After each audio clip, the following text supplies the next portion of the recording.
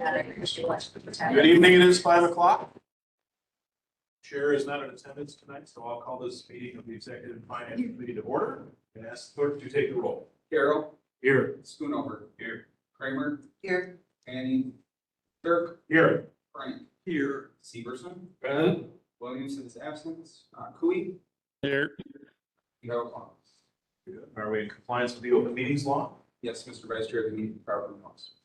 Good. We have before us tonight a 13-point agenda. Do I have a motion to approve the agenda? Motion by Kramer, second by Schoonover. All those in favor say aye. Aye. Opposed? Item 5 is approval of minutes from our March 30th meeting. Those minutes were circulated. Anybody have questions, corrections, clarifications needed on those minutes from the March 30th meeting? Hearing none, the chair will declare those minutes to be approved as presented. Item 6 is public comment. I've received 2 comment forms here for folks in the room, and so we'll start with those. And the first one is for Sharon Schmitz. Thank you. If you recall, the unofficial ambulance committee met on March 24th. Many municipalities were represented, which included 4 or 5 county board members. There was great discussion regarding the future of the Richland County ambulance service, and it was suggested that a county-wide service which taxes the entire county outside the levy limits. This was a unanimous decision by which each member verbally agreed that we have a county-wide service which taxes the entire county outside the levy limits. Also stating that more information was needed and conversation with the periphery EMS providers within the county needed to take place before a decision could be made.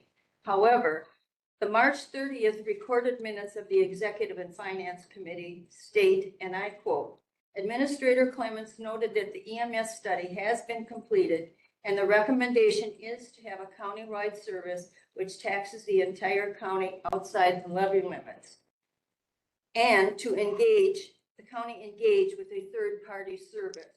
The statement, the county engage with a third-party service, was not what the committee unanimously agreed on, nor did I understand the consultant study stating that fact. I believe this was the administrator's statement and not a transcription error. With that said, I fear the discussion and consensus of the official ambulance committee, unofficial ambulance committee, have not been fully explained or expressed to you, the Executive and Finance Committee, and total information may not reach the county board in its entirety. Therefore, I ask that each of you speak with the members on the unofficial ambulance committee and get all the facts and discuss those facts further with the county board members. I would also ask that you speak with the residents in your area to hear what the community and the EM staff wants or needs. I believe you will reach the decision that the consensus of elected officials and residents want and need a county-led EMS model.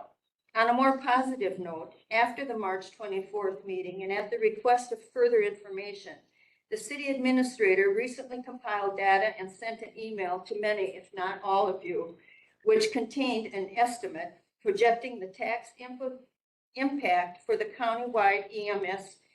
I hope that you all had time to study those projections. Also, many of you are aware or have received the letter that was written to the Richland County Board of Supervisors, and I quote, "We write to you on behalf of the representatives from more than half of the municipalities in Richland County, collectively representing 60% of the county's total population. We have engaged in a deliberate process to evaluate the future of the emergency medical system in Richland County. We write to you unified in our recommendation, which we respectfully urge the board to consider." End of quote. In closing, I share the following. 3 minutes, Sharon. Thank you. And I also have a form from Darlene Tegle-Petra. Thank you, everyone. I'm here as a citizen and as a business owner and someone who has discussed with some of my clients and or friends and family on another angle we haven't thought about with EMS.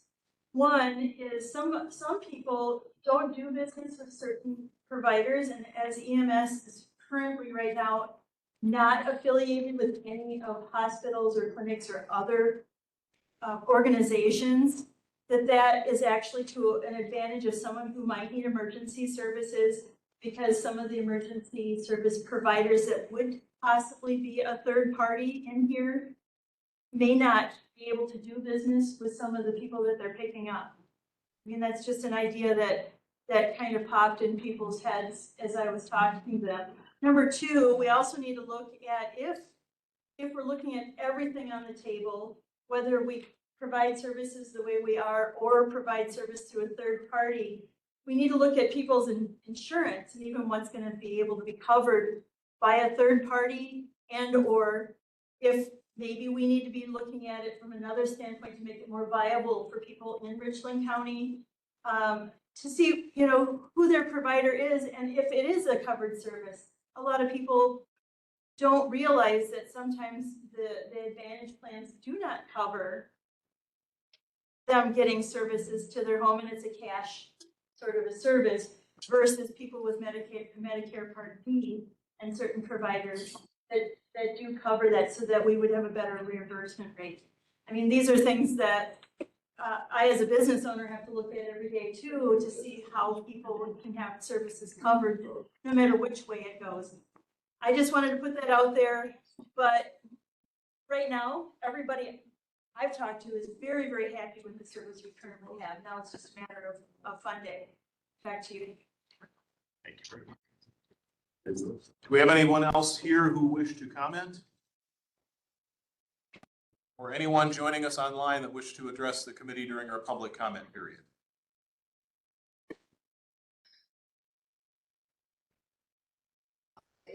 Yes. I didn't fill out a form. Okay, go ahead. You have to introduce yourself and tell us where you live. Okay, my name is Annie Winstrup, and I live about halfway between here and Muscadet, right on Highway 80, easy access. My husband has used the ambulance service twice in the past 2 weeks. The first time we called them from La Crosse, and they got here and took him down to Madison, and he had a very pleasant trip because they talked all the time. The second time was, be a week ago tomorrow. The hospital called the ambulance from La Crosse. Said it'd be about an hour and a half. So we waited and waited. Ambulance got here. When they got here, they discovered a problem with the ambulance. So they said they had to drive it to Prairie du Chien and pick up another ambulance and bring it back to Richland Center. So they said that would be another 2.5 hours to wait. He finally called, I had to go home. Anyway, he finally called me from St. Mary's at 10 minutes to 4 in the morning. And he had finally gotten to his room. And they still had a nice conversation on the way down. It's just something else to consider. Thank you. Anyone else? Can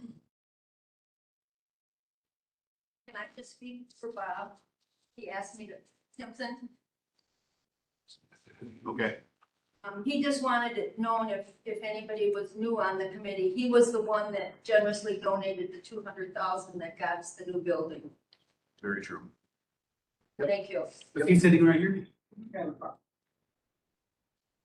right, any other public comment? All right, hearing none, we'll continue with our agenda. Item 7, reports, starting with our county administrator. Okay, two main things that I want to share with you. Number one, we have started advertising for the clerk's position, as you guys were all notified. Derek Kalish is moving out of the area, out of the state, and so we have started to look for someone. So if you know anyone who's interested, please have them reach out to our office. And then we have created a health insurance committee amongst the employees. We are looking at other options for the future, including what our current option is, but also exploring other options for health insurance. So we have started to engage with employees. We will be putting a survey out so that we can gather as much information from them as we can and providing them with information. So those are my two updates. Okay. Any questions from the committee for the administrator? Let's move to item B, County Veteran Service Office quarterly report. Hello, my name is Karen Knock. I've served as the Richland County Veteran Service Officer for 11 years.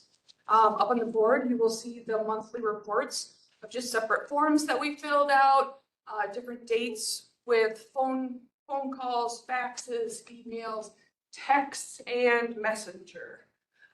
It's just a standard report that I give out every quarter. So if anybody has any questions about that, I just want to let the committee know that my office will be closed the week of April 27th. We will be out for one of our annual meetings that we go away for training. And then also I've been asked to provide the definition for presumptive illness.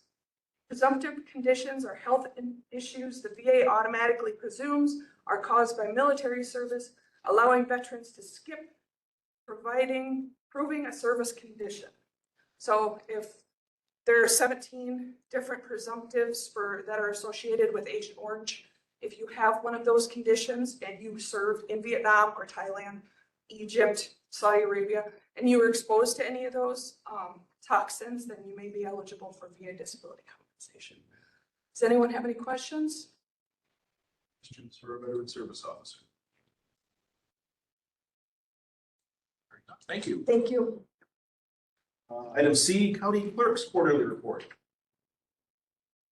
Okay, so my county clerk report, I don't think it's in the packet. I didn't see it in the packet. I think you're still updating. It should be in your guys' packet. I don't know if it's on the website one yet, but we're doing some website transition too. So nonetheless, what I have for you there is you'll see January, February, March. I've just broken down the revenues that the county clerk's office takes in. As you know, the county clerk's office is not one that generates a substantial amount of revenue. Our revenue sources are basically marriage licenses, and I can't force people to get married. So, and then we sell some plat books, we make copies, and we have some sales tax stuff. So I have my revenues collected thus far for January, February, March. We've had 6 marriage licenses issued in 2026, a couple waivers. So that is just the breakdown of the financial stuff there. Again, it's still quite early in the year, so that information for you as well. And then just as a side note, going into election land, so I'll be in election land for a little while here and then elsewhere. But nonetheless, the county is no longer doing the whistle data entry for the 22 municipalities, so they started that on their own. That was effective 1/1 of 2026. So when you all are looking at the county clerk's budget at the end of the year, you're going to see a decrease in revenues there because we're not doing that work anymore. So just so you don't ask the next county clerk and they won't be able to answer that for you, I just answered the question and why you have a reduction in revenue from this year versus the year before. So as you're all aware, we had a spring election that went pretty smoothly. We had our board of canvassers meeting yesterday. Nothing surprising there. We had a 42% turnout for the spring election, which is that's good. That's good. That number keeps getting higher and higher with every one of these spring elections, so that's great. People are getting out to vote. Our office has really been working, as I said, with the municipal clerks on the WISC vote transition. So we're transitioning those duties from the county, which is the county was never statutorily required to do those. We did that for years for service, but as internet connectivity increased over the years, people now have access to do that on their own. So myself and my deputy clerk have been working with these municipal clerks for, well, at least 3 years now and getting them prepared for this and then just going over election stuff. I know that's one thing when I was a municipal clerk, a baby clerk many years ago. I would have really enjoyed having that support from the county. And I thought when I assumed the role of county clerk that I would get that support to the municipal clerks because being one of them for many years, I realized the value and the impact to each and every one of the municipalities to have their clerk well versed in election stuff. And then, of course, I field other questions about just general operations at a municipal level. So this for this year thus far, I've met with 3 different municipalities and given them one-on-one review sessions. So I typically go to these municipalities and we meet for 3 hours where I go over the election basics. So I've done that with 3 municipalities this year already, in addition to having a couple different WISC vote transition meetings that, again, make sure that the clerks are able to do the WISC vote duties, as well as they can. So I think it's been great. I know those whole processes over the years have gotten much better. I don't want to toot my own horn, but I think we've made a lot of progress. So I would feel very confident if you ask any one of the municipal clerks if that's improved over the years, I would hope that I'm certain that it has.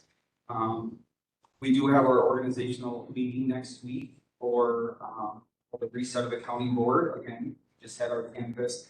Monday, there's a little bit of a period before results are final or official, as I call them. So committees will reset next week, or the committee on committees will meet to reset that. So just that organizational meeting is coming up for you folks.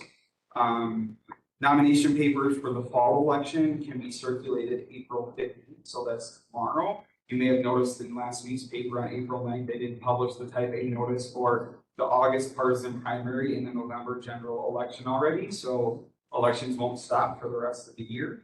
But that notice was in the paper.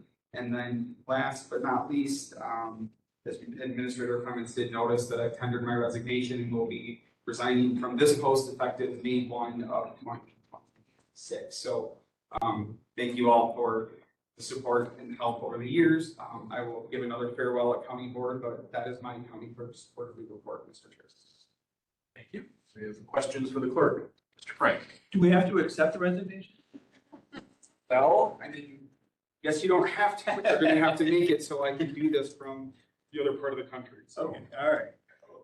Thank you for- Yeah, I think you're gonna have to change law to make that happen, Supervisor Frank, but I'll leave you to that. All right. We have the 14th Thank you, Amendment. legislature. Abolish slavery, so we can't force you to be here. Any other questions for the clerk? Mr. Carroll.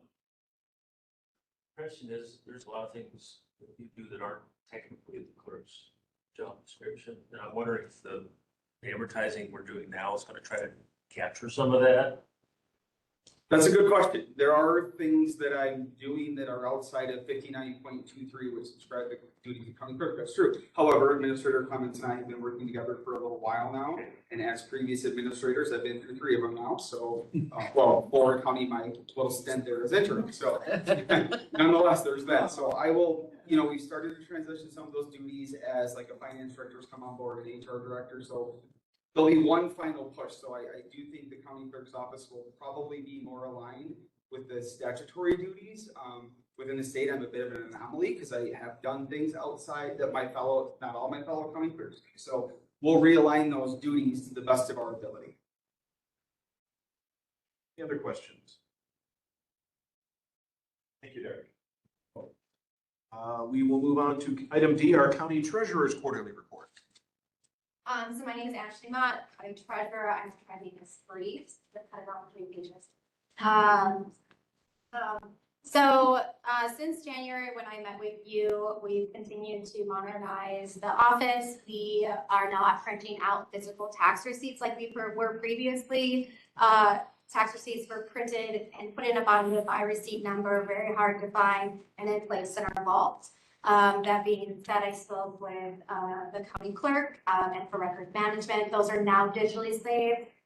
Instead of being able to print, that cuts our costs down, paper, ink. Also, the ability to have more room within the vault. It also cuts down on the noise as well. And it actually we're able to actually find the receipts faster in a digital form versus a paper form. And again, they're already saved online within our free public portal anyways. But we also do have a second backup, and that's what these copies would be for. So it's not like they're the only copy. These are our second copy in case something should happen, emergency, things like that.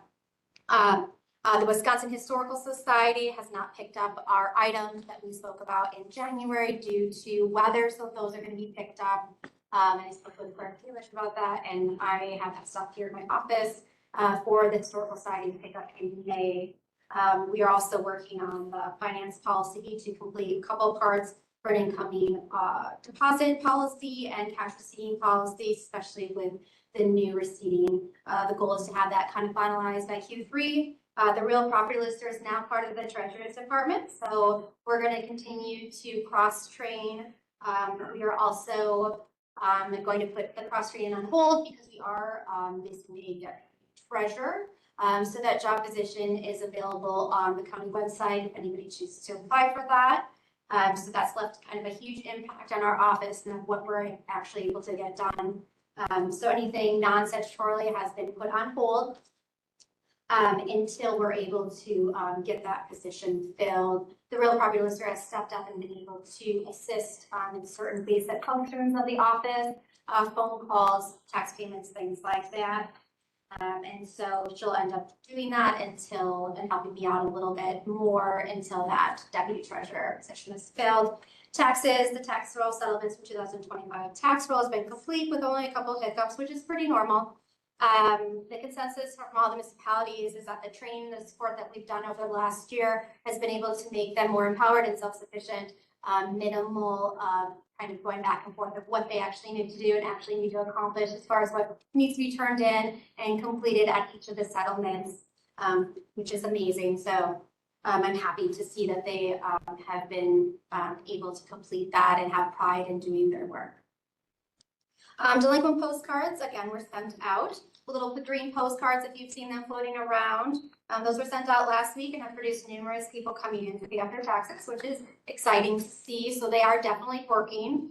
The total delinquent taxes as of April 13th, which was yesterday afternoon, was 1.5 million. And again, that includes this year's 2025 delinquent taxes. So please keep that in mind. The 11-year write-off will be brought to the Executive and Finance Committee in the fall. As of right now, about 125.68 for 2012 is still delinquent. So I'm going to see if I can get that a little lower. I'm going to research the parcels that are delinquent for that particular tax year and see if I can get a hold of those taxpayers to get those paid off so we wouldn't have to write those off.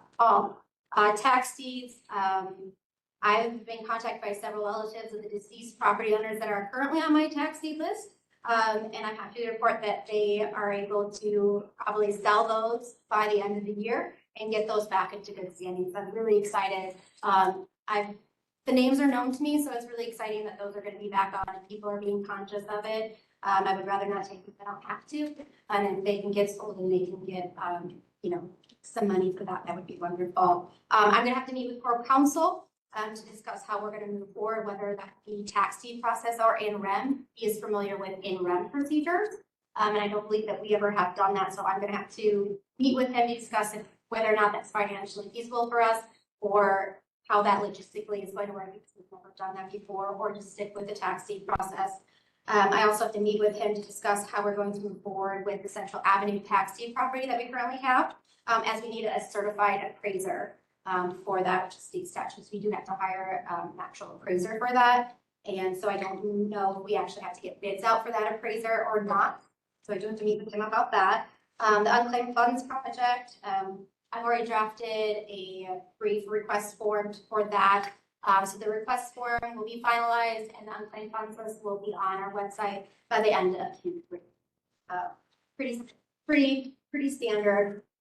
The lottery and gaming credit program. So the DR annually does a audit for the lottery credits. Currently in Richland County, we maintain 4,838 lottery credits for the entire county. They only audited 85, and out of that 85, so 85 parcels is about 1.76%, which is amazing. Out of that 85, 8 were actually erroneously charged due to just various reasons. And then 9 were erroneously charged just due to an internal processing for splits. So essentially 0.35% were erroneously charged out of 4,830, which is pretty good. It's hard to maintain that many lottery credits every single year, considering there's a lot of transfers and things like that. But since that audit, we've kind of worked together to up the game as far as how we're transitioning the lottery credits. So we're going to continue to update that process and get that number even smaller. But in the grand scheme of things, 0.35% is pretty good. So we're also going to be implementing new postcards instead of actually letters that we physically have to mail out. It saves on costs and things like that. So Julie's been able to work on that, and we are going to get that sent out. So that's going to cut us on costs as far as that. We have about 25 potential new people that do qualify for that. So yeah. And then investments, nothing really has changed. Slight decline in the interest rates from 3.48 to 3.62. month interest, the LJP was 3.69. They're both pretty stable. Again, it's pretty common that, you have ebbs and flows when it comes to interest rates. The next maturity for our ladder is both for our ladder and as far as the WIS series is going to be in the end of May. I'm going to speak with the administrator and the finance department to see what we need to do, if we need to reinvest that WIS term series, or if it's okay to kind of redo that for another couple of years. So I'm gonna meet with them here in the next couple of weeks. Cashiering for Tyler. I'm in the final stages for my particular department for cashiering in Tyler. The internal and departmental manuals are still in progress. I'm gonna have those completed by the end of April. The finance department is already connected with Tyler's representative to make sure we can see if we can get a cash draw module built into that. It is available. We just need to be able to kind of get that modified and hopefully get that started. Over the next year, the departments are going to be slowly implemented into the cashiering module to complete their actual physical deposits. My office will continue to do the departments that aren't set up, as well as the ACHs. HHS is already receiving into Tyler's the next department that's going to go into its sheriff's department.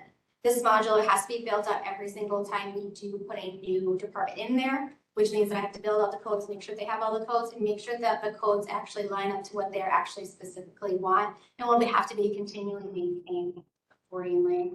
That being said, this portion is also going to be updated in the finance first policies. So hopefully that all gets situated and finalized by Q3, so that make sure that we all have a streamline, everybody has expectations, and everybody kind of knows to do the system.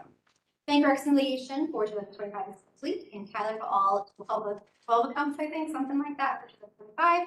And then we also have stale write-off checks. Those checks have to be done. They have to be at least 1 year old. And since most of the checks that were cut and are outstanding in 2025 were fair checks, and they were cut in November, I will bring that to you in the fall. Currently, I have about 5,000 of outstanding checks for 2025. So I'm going to reach out to those departments to see by the fall, see if we can get that write-off a little bit lower. But again, most of the write-off checks that we have are for fair, and they were cut in November, so it probably wouldn't come into you until December. That being said, because we do have Tyler, we can run nice reports each month for the department, so they know exactly which checks that they have put in for their invoices that are outstanding, so they can follow up with them accordingly to make the outstanding checks a bit slower or a little bit less. That's all I have. Any questions? Questions for the treasurer? Okay, thank you, Ashley. Thank you. Item E is our Register of Deeds quarterly report. Good evening, everyone. I originally didn't think I'd have any big news to share with you all, but last week the governor finally signed Act 234.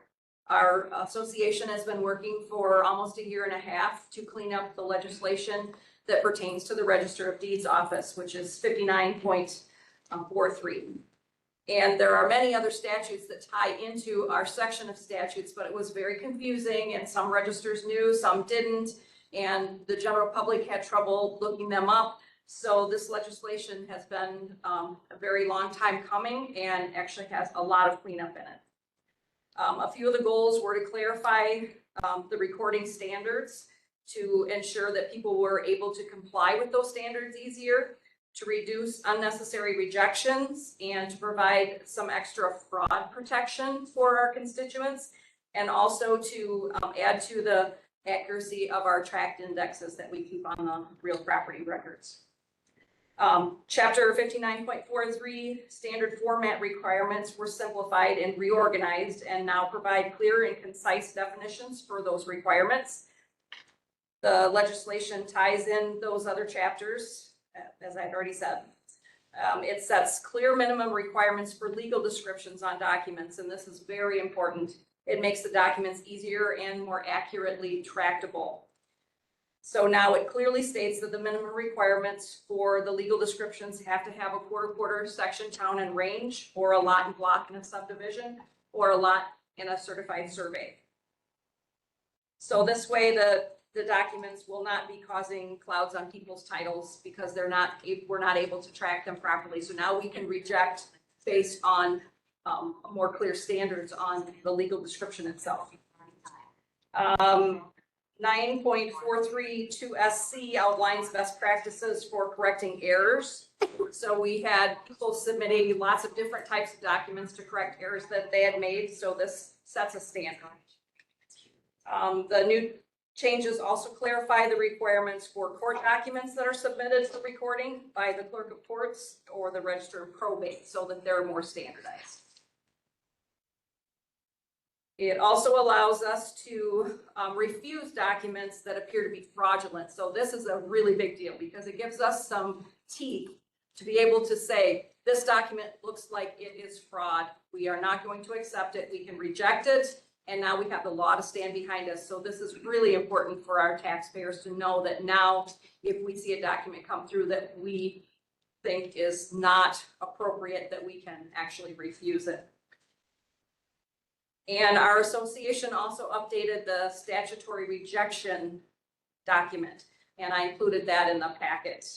I just got it to Derek today, so I don't know if you have it yet or not, but you will have by tomorrow if it's not already in there. So it spells out all the reasons that we can reject, and it's very clear. So it'll help people correct their mistakes. It'll help them understand what they need to change and what they need to look for. This was a huge project, and it was extremely arduous to change these statutes. We had to work with attorneys. We worked with the Wisconsin Land Title Association. We worked with the Realtors Association, the State Bar, and other real estate partners. So it was very comprehensive cleanup for our section of the statutes, and we're very proud that we were able to get these changes passed. Any questions? Questions for our Register of Deeds? Thank you. Thank you, Deb. And item F is our MIS quarterly report. See, they have the handout in the packet. That is in your packets. Let's take a look at that. Anybody have any questions for MIS that the administrator could take back?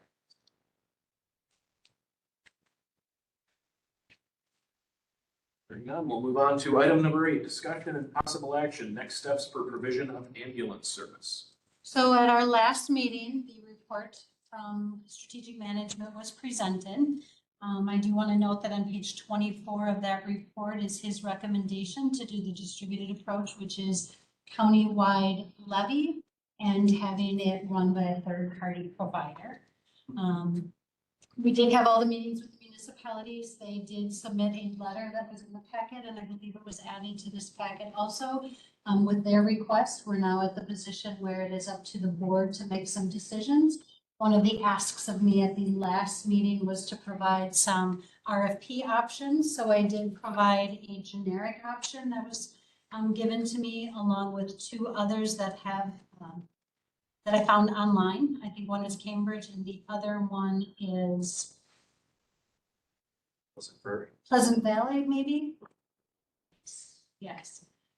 So those were the Pleasant Valley and Cambridge. So those were a couple of examples of RFPs for ambulance service. I know one of the big questions that continues to come up is how do we make a decision if we don't know how much a third-party provider would do? I am certainly willing to create an RFP and get one out by either the end of this week or next week. We have the ability to reject all proposals that are given to us, but to be able to give a good, for you guys to be able to make a good decision, there is the belief that we need to know what a third party would actually cost us. Mr. Carroll. The template has a lot of fill in the blank stuff. Yes. Do you need any input from us, or do you feel like you have the information you need to fill out on both the blanks?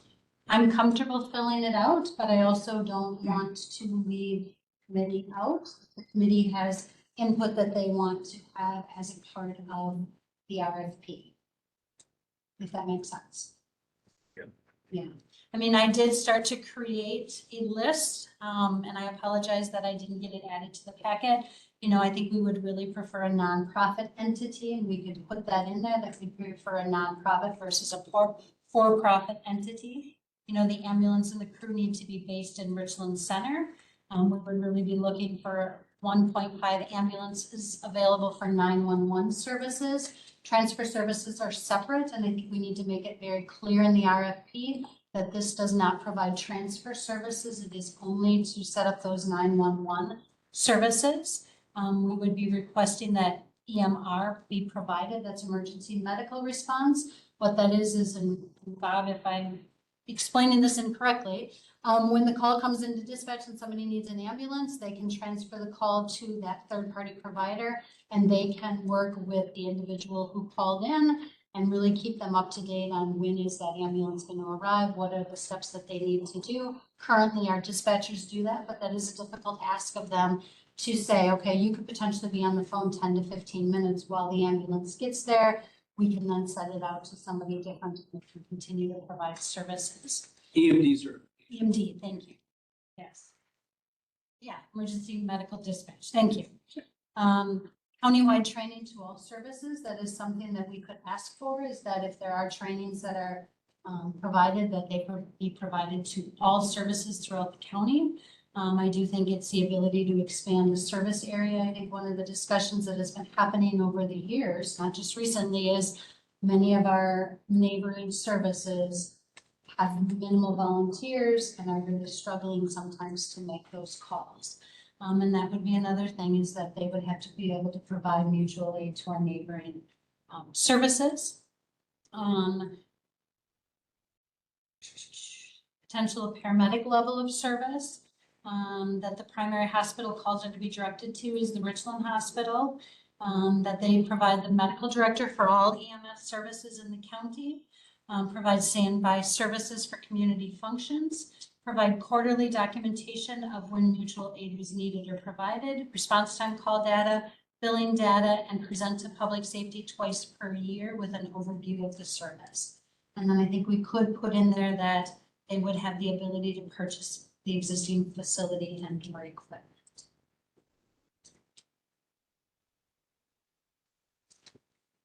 Questions from the committee? Mr. Carroll. So this template, I was wondering how it's created and if Corp Council has looked over it. I have not shared it with Corporation Council. It was provided by Dana, the individual who did the report. Dana, who did the report from strategic management, they're the ones who provided that to us, and that's the template that he provides when individuals need to do an RFP. It is something definitely before it goes out that would be reviewed with Corporation. Mr. Severson. Would he be able to provide a recommendation or at least a guideline on how we could retain the ambulance service within the county? He gave one to say how we could go third party, but how could we have one that could say, hey, we can manage this as a county? Because he provided that, because he did for Bayfield County and 2 other counties. Why couldn't he do that for us? I don't know that. One of the things that Dave and I have talked about is to have a full county board meeting where information is provided to the full board about the future of the ambulance service. And he would be having him at that meeting, and that is a question that could be asked We directly also to them. talked about perhaps James Small coming in, Yes. who also offered to help us sort through, whatever direction we go, figuring out how to make that direction work the best way. So there are some expertise we can lean on either direction. I just think that it's favored more towards, we need to get out of it for Richland County and go to third party. We haven't explored what would it be like if we had it for Richland County? Because prior to us being in the situation that we're at now and going to a joint ambulance committee, Richland County EMS was billing for calls, and it went to the general fund and funded the county. And then when the joint ambulance committee come on, the joint ambulance committee said, hey, we want to see if we can go off to a district. Well, we need to keep the funds in our little group so we don't go off and spend it to the county's general fund, and they use it wherever they please to use it. And so that's where it kept. And I think this is where we're coming into a problem. So I'd like to see what a model would look like if we kept it as a county and what revenues could be made off it. Because I see that if we go to a countywide levy, we go to a third party, 1.5 million is what we're quoting at right now. For years, they could say, oh, we need 2.5 million. And then we're taxing for 2.5, but really it's only costing them 1.5 million to provide that service. And they're also being able to bill and receive those revenues also. And I guess I would say, Carrie, that if a third party came in and said it would cost them 1.5 to provide, there's no way we could. You know, I would foresee a third party provider coming in to say they could do it for 300,000 to 600,000 is what I would see, because that right now is the dollar amount that we are needing to have to present to make whole, is that 300,000 to 600,000. And I think if we have a third party provider that comes in and says, we need the 1.5 million, you're right. We could not afford that, nor is that sustainable. And I think that's where I'm thinking from the perspective of, I see what we need to be made whole. We also have a third party provider who has, potentially you could argue, less overhead because they have one service director that's manning 5 different service locations. And so we won't know that though until we do the RFP. We certainly could do the RFP. We can make sure it's worded in there that we can reject all offers. And we could decide, no, we can definitely do this cheaper through the county versus going with the third party. I don't think our due diligence has been given to look at, see what the county can do. I think this is, hey, we need to get out of the ambulance because I don't want to deal with this. I'd like to see more money go into highways. But if we do want to see with the county, then I would challenge, let's look at Pine Valley because we're not mandated, and let's look at going third party for that. Let's look at third party for getting rid of assignments. Starting to stray a little bit from the agenda. I understand that, but I'm just putting options in my colleague's head here, so they have other options to look at. Stick with our agenda item, please. And when I talk about going, you know, putting more money to highways, we're mandated to. We are not mandated to do the ambulance service. We are all coming to the table saying, what are we going to do for this community? Not how are we going to get rid of it, but what is the best way that we can maximize taxpayer dollars? And that's how I'm looking at it. I'm looking at it that every year we spend more money in ambulance, and that's going to be across the way. I'm looking at it in the last 2 years, we have had pretty much staff walk out where we have reached out, needed to reach out. Why did they leave? But we could have that at any point in time. And this is not. We have it in the county, our office building here, due to management and administration issues? Certainly. Right, and it could be anything. So don't use that. But I think we have to look at, we need to be able to sustain this. And if we're in a position where every couple of years, we have to reach out to another entity to say, please come and provide this service to the community. And that's where I'm looking at this from. I didn't like getting the call saying, is there going to be an ambulance that's going to come to my house? I don't care who comes. I just want to make sure there's an ambulance that comes to my house. That's where I'm coming from. And that's what I'm looking at is, how are we going to make a sustainable service long term? Mr. Carroll. I don't know at what point in the process it happens, but maybe the RFP phase is too soon, but at some point, there needs to be a mechanism where if we go with third party, there's a performance evaluation and accountability between us, and then how and where do we assure that happens? So what I put in here, number one would be obviously in the contract. We would have expectations in the contract of what we expect that provider to provide. And then having them come to public safety at least twice a year, certainly could be more often, if that's what the board as a whole would be asking for, to give an update. And then having a clause in there that if they're not complying, what would happen. So I'm just saying, even in the RFP process, we should at least give them the heads up. That's going to be part of a contract, so they recognize that. Yes, yes. Mr. Frank, you have a question? Yeah, a couple things. So when we're talking the RFP, will that cover the entire county, border to border? That's why I wanted to make sure when we As far as the stay. service object, there are certain items that we specified in there wouldn't be for the Right, county. and I want to make sure that we're understanding, because we're talking about the county. This does not cover the entire border to border county. This is just the areas currently serviced by the Richland EMS, county EMS piece of it. Okay, It would be the 12 municipalities that are currently served by that, which is about 60% of the population. right, okay. So I want to make that clear. I knew it, I just want to make sure that was coming, that was brought up. So if that being the case, if we put an RFP out, what prevents those municipalities, the group that's under the Richland County EMS, from putting in a proposal. Find a director, find somebody to do it, they could As a put a third budget party. together, they could put an RFP response in. And I don't think we would be opposed to that, almost like a creation of a district. Yeah, Right, and that was one of the things when we had the meetings with the municipalities that we talked about is, you know, would you like to, the district, take over the service? Could we transition it to them? There has not been any movement to have that happen. so here's an opportunity. There, absolutely, there's an absolute. This isn't just for somebody out of La Crosse or Madison or Beloit or Timbuktu. This is for, hey, here's an opportunity. Right. Do people want to pull together and do this or not? Okay, just curious with that. And the checks and balances, I think as Steve mentioned, are critically important.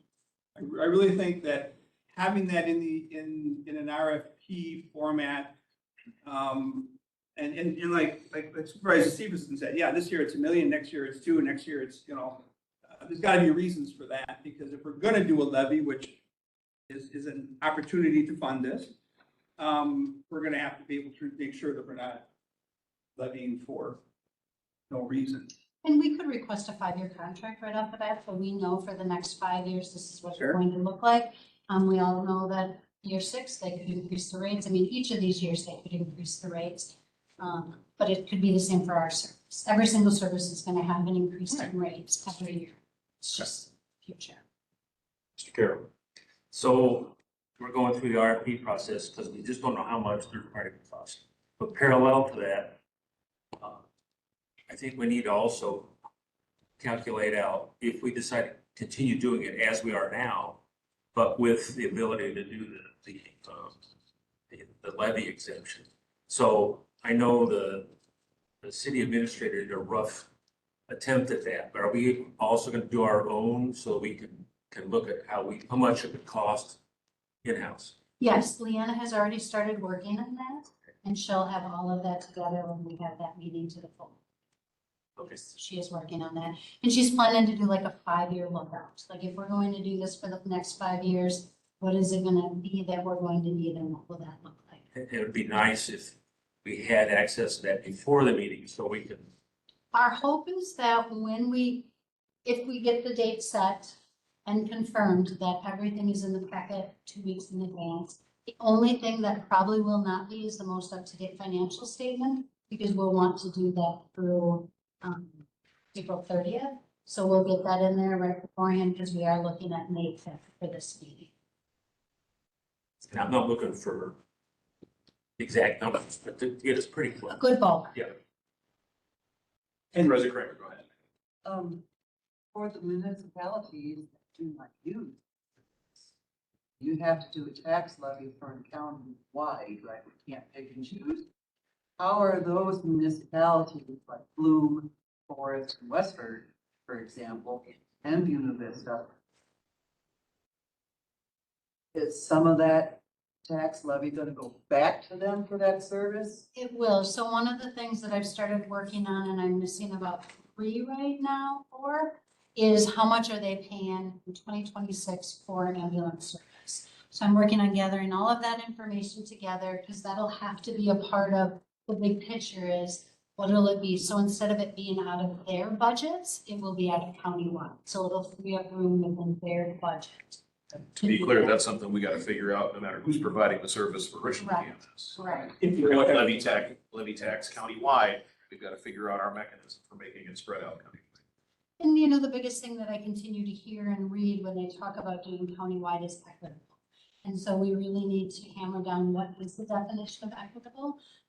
Obviously, it is not that every single one gets the exact same dollar amount. It's more about getting them what they need and to be providing consistent services across each of the different services. And that's where I'm going to continue to work with James Small on that, so that we are bringing you the right information and that he'll be there so to answer these questions. Questions from the committee? Mr. Frank. I think we need to move forward on the RFP. Start putting thoughts and ideas out. I think we need to move forward on that. I think there's opportunity, for some nonprofit, for a district, for municipalities to pull together. there's an opportunity to see what it takes and what it costs. And my 2 cents, I think we can afford at least to gather that data. Mr. Carroll, one more. So what rough turnaround time do we think we need to give? Good question. I guess my thought is, since we have a rough draft of an RFP, I will work on that. I have a meeting with Nathan later this week, and attempt to get it out next week. Who's Nathan? The county attorney. And then what if only one provider replies back to that? And Do we have, just gotta go with that provider regardless? we could stay with the county at that We point. don't in want, time. we don't want that though, right? Ultimately, it's up to the Don't board. yet. Ultimately, it's up to the board what the decision is made.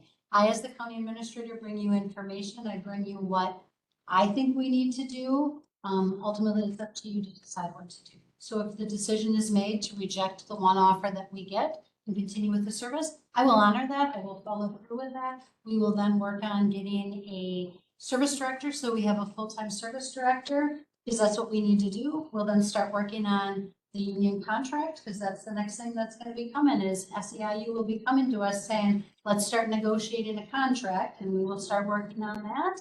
And then we will work on how do we do the levy and how do we get new ambulances. So I guess our administration would be open to having county run ambulance. I'm Now I open. don't kind of see that. And I apologize, I'm open to doing whatever you guys feel we need to do. I also know when we're creating a budget, there's gonna be some really tough decisions that you guys are going to have to make. And like I said, it's $500,000, up to $500,000 for an ambulance, a plow truck, a road, a squad car. These are all decisions that ultimately this committee and the whole board are going to have to make. And balance the budget doing it. And provide raises to employees. I mean, we gave healthy raises to our elected officials. And we really need to be looking at the same, not to that level, because those are once every 4 years, and part of that is that catch up. But we also need to be doing that with our employees. We did talk about timeline with this as well. We've heard from folks that, can't wait forever to make a decision, which is very true. We need to let everybody know what's going on, whether it's the people who currently work for the service, the municipalities impacted, whoever. So we talked about the fact that we have a new board coming in, and we'll have some board members that haven't been here for discussions that we've had. So that's why we wanted to have a special meeting where it's purely informational for board members to catch up on the story so far, so to speak, and know where we are and hear all the information we have at that time. And by our regular May board meeting would be our target to say, okay, this is what we believe we should do moving forward. And I think it's really important that if there are questions that you have, be letting me know, like your question, Carrie, that you have for Dana. He needs to be able to answer those questions. And as those questions come up in your head, please be emailing me or Dave so that we can make sure we have answers to all of those questions at that meeting. And we'll talk about this again on the 21st of our next board meeting. But it's really important, that I get you what it is you need to make a decision. And again, I will honor and follow through with whatever decision the board decides. I'm just excited to learn about what it would be like for a non-mandated service for one of our entities. But maybe next term with our other county board, that we can look at all the other non-mandated services also that we provide. And maybe look at We'll have to be third party with those also. We'll have to be looking at those budget realities being what they are. Mr. Carroll, go ahead. I mentioned this before, I'll say it again. I think we need to make sure that the ambulance areas that are around our boundaries, we need to not just say, well, it's on our website. I think we need to push to them and say, hey, this is the meeting for you to come and listen, or some way we need to improve communication with them. And I do, I do want to have a meeting with them. I just don't know what to tell them. To be really honest with you, I don't know what to tell them. Other than the county is exploring the option, when I've had conversations with 3 of those chairs and talked with them about, what we're looking at, what we're doing, next steps, how could that all play out? They come with questions, one conversation I found they're dead set against it. The next one, they're like, okay, maybe we could be okay with this. And then the next one, they're like, I don't know how much I like this. It's just as much giving the opportunity as it is Yes. really knowing exactly what's said. Questions from board members? Have we given enough direction to move forward with that, or what do we need to say? I think we need to at least get the. I believe we let our administrator know we'd like to see what an RFP would come back as. So we have some more information to be able to consider. At our last meeting, it was kind of nebulous as to, we didn't want to throw out guesses. That makes sense. So we'll see, and what if any, there's no guarantee anybody will bid on it here, so. There is anything else the committee feels like we want to have our administrator getting for us as we look ahead to getting new board members and then eventually making our decision on this?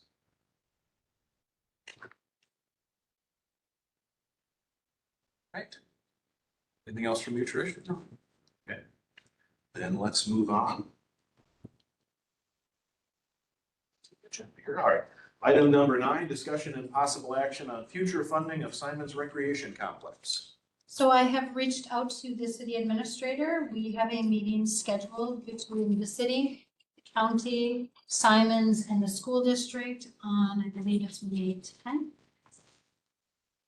May 12th. So we wanted to make sure our new board got in place, the new city council and mayor got in place. Then we would sit down and start talking about the future of Simons and what next steps would be. So I can probably at the end of May give you an update on where we're at with that. Questions on that from the committee? We come sit and listen, or is this gonna be too complicated to them? So they're going to be opposed, right? It's gonna be on out. It's not necessarily a public meeting. of board Correct, members. yes, yeah,